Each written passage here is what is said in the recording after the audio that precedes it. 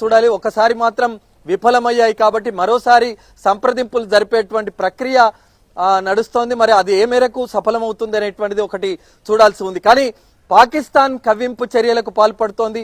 పాకిస్తాన్ మన భారతదేశంలో ఉండేటువంటి సామాన్యులను టార్గెట్ చేసి హతమారుస్తోంది.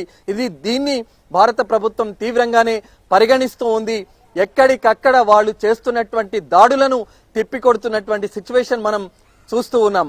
నిన్న ఇషియాపూర్ అనేటువంటి ప్రాంతం, ఇక్కడికి చాలా దగ్గరగా ఉండేటువంటి ప్రాంతంలో ఒక క్షిపణి 100 కిలోమీటర్ల దూరం నుంచి వచ్చి ఇక్కడ టార్గెట్ చేసేటువంటి నగరాన్ని బ్లాస్ట్ చేయాలని భావించారు. కానీ దాడులు చేసింది. ప్రస్తుతం అక్కడి ఘటనా స్థలానికి పోలీసులు కూడా చేరుకున్నారు. అక్కడ హోషియాపూర్ లో పేలని ప్రొజెక్టైల్ ని కూడా గుర్తించారు భద్రతా దళాలు. శర్మ, అవును, నిన్న హోషియాపూర్ ఘటనకు సంబంధించి హోషియాపూర్ లో ఒక క్షిపణిని డ్రోన్ సహాయంతో వాళ్ళు ఇక్కడ పేల్చేటువంటి ప్రయత్నం చేశారు. కానీ భారత్ రాడార్ ద్వారా గుర్తించి దాన్ని పూర్తిగా నిర్వీర్యం చేశాయి.